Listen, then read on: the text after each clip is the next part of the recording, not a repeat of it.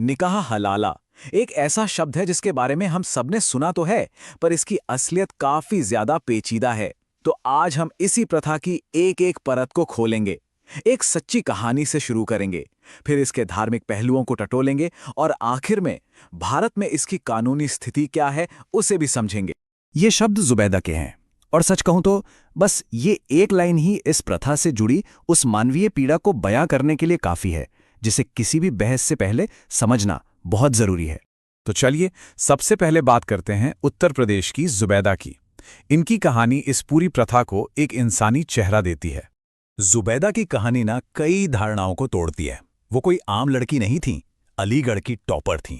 उनका परिवार भी पढ़ा लिखा था, दादा डीएसपी और पिता वकील। इसके बावजूद महज 15 साल की उम्र में उनकी जबरदस्ती शादी करा दी गई और फिर उन्हें एक नहीं बल्कि 2 बार 2016 और 2021 में इंस्टेंट ट्रिपल तलाक का सामना करना पड़ा। और हर बार अपने ही पति के पास वापस जाने के लिए उन्हें हलाला के उस दर्दनाक और अपमानजनक रास्ते पर धकेला गया, जिसमें उन्हें यौन शोषण तक झेलना पड़ा। जुबैदा की कहानी सुनने के बाद जाहिर है ये सवाल उठता है कि आखिर ये निकाह हलाला है क्या। चलिए अब इसे बिल्कुल साफ साफ शब्दों में समझने की कोशिश करते हैं। मतलब आसान भाषा में समझिए, निकाह हलाला एक तरह की प्रक्रिया है। अगर किसी महिला को उसके पति ने ऐसा तलाक दे दिया है जिसे वापस नहीं लिया जा सकता, तो वो अपने पहले पति से तब तक दोबारा शादी नहीं कर सकती जब तक वो किसी दूसरे आदमी से शादी ना कर ले, उस शादी को शारीरिक रूप से पूरा ना करे और फिर उस दूसरे पति से भी तलाक ना ले ले। तो ये पूरी प्रक्रिया चलती कैसे है? स्टेप 1, पहला पति तलाक देता है। स्टेप 2, महिला को किसी दूसरे आदमी से शादी करनी पड़ती है। स्टेप 3, उस दूसरी शादी को मुकम्मल करना मतलब संपन्न करना जरूरी है। स्टेप 4, दूसरा पति उसे तलाक देता है और इन सब के बाद ही स्टेप 5 में जाकर वो अपने पहले पति से दोबारा निकाह करने के काबिल बनती। अच्छा, अब यहां से मामला और भी ज्यादा दिलचस्प हो जाता है, क्योंकि इस्लाम के अंदर ही इस प्रथा के असल मकसद और आज के चलन को लेकर एक बहुत बड़ी बहस छिड़ी हुई है। देखिए, इस प्रथा का जो मूल इरादा था वो तलाक को एक बहुत ही गंभीर और मुश्किल फैसला बनाना था, ताकि कोई भी मर्द जल्दबाजी में या गुस्से में आकर अपनी पत्नी को तलाक ना दे दे। लेकिन आज इसका इस्तेमाल कैसे हो रहा है? एक सोची समझी साजिश की तरह, जहां पहले से ही तय करके कुछ समय के लिए शादी की जाती है, कभी कभी तो पैसों के लिए भी, सिर्फ इसलिए ताकि औरत अपने पहले पति के पास लौट सके। और इसी बात की कई इस्लामी विद्वान बहुत सख्त निंदा करते हैं। कई धार्मिक स्रोत जैसे कि इस्लाम Q&A नाम की वेबसाइट इस तरह के पहले से तय किए गए हलाला को सीधे सीधे हराम यानी पूरी तरह से मना और बातिल यानी अमान्य या व्यर्थ मानते हैं। इस प्रथा के गलत इस्तेमाल की निंदा कितनी सख्त है, इसका अंदाज़ा एक हदीस में इस्तेमाल हुए शब्दों से लगता है। जो पुरुष सिर्फ इसलिए किसी महिला से शादी करता है ताकि वो अपने पहले पति के लिए हलाल हो जाए, उसे किराए पर लिया गया सांड कहा गया है। और धार्मिक विरोध यही नहीं रुकता। एक और हदीस में तो साफ साफ कहा गया है कि अल्लाह की लानत यानी धिक्कार हो उस पर जो हलाला करता है और उस पर भी जिसके लिए यह हलाला किया जाता है। तो एक तरफ तो ये धार्मिक बहस चल रही है और दूसरी तरफ है भारत का कानून।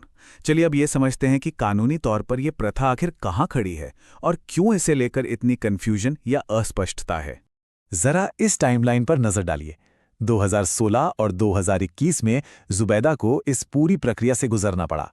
फिर 2019 में सरकार ने इंस्टेंट ट्रिपल तलाक के खिलाफ कानून बनाकर उसे एक अपराध घोषित कर दिया। लेकिन हलाला का मुद्दा वो जस का तस बना रहा और अब 2022 में सुप्रीम कोर्ट इस प्रथा की संवैधानिकता की जांच के लिए एक नई बेंच बनाने पर सहमत हुआ है। और यहीं पर सबसे बड़ा कानूनी पेच फंसा है।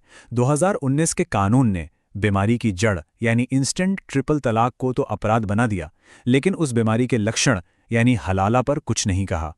और इसी कानूनी खालीपन के वजह से आज भी महिलाएं असुरक्षित हैं। भारतीय मुस्लिम महिला आंदोलन की संस्थापक ज़किया सोमन के मुताबिक हलाला जैसी प्रथाएं चुप्पी और समाज के पितृसत्तात्मक ढांचे की आड़ में ही फलती फूलती हैं और यही वजह है कि किसी भी महिला के लिए इसके खिलाफ आवाज उठाना वाकई में असाधारण हिम्मत का काम होता है। तो अब सवाल ये उठता है कि आगे का रास्ता क्या है। चलिए देखते हैं कि दुनिया के दूसरे देशों ने इस मुद्दे से कैसे निपटा है और भारत में निकाह हलाला का भविष्य क्या हो सकता है। ये टेबल काफी कुछ बताती है। जहां भारत में ये प्रथा एक कानूनी ग्रे एरिया में है, वहीं हमारे पड़ोसी देश पाकिस्तान में इसे कानून के तहत रेगुलेट किया जाता है। और ट्यूनीशिया और तुर्की जैसे देशों ने तो अपने पारिवारिक कानूनों में सुधार करके इसे पूरी तरह से गैर कानूनी ही बना दिया है। तो इससे ये तो साफ है कि सुधार मुमकिन है। भारत में अब ये लड़ाई सुप्रीम कोर्ट तक पहुंच चुकी है।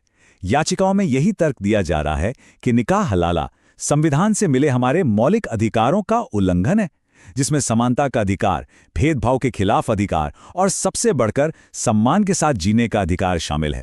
तो कुल मिलाकर हम आज इस सवाल पर आकर खड़े हैं, जब दुनिया के कई देश इस प्रथा को लेकर कदम उठा चुके हैं और भारत की सबसे बड़ी अदालत इसकी संवैधानिकता पर विचार करने वाली है, तो भारत में निकाह हलाला का भविष्य क्या होगा? ये एक ऐसा सवाल है जिसका जवाब हमारे समाज और कानून दोनों की आने वाली दिशा तय करेगा।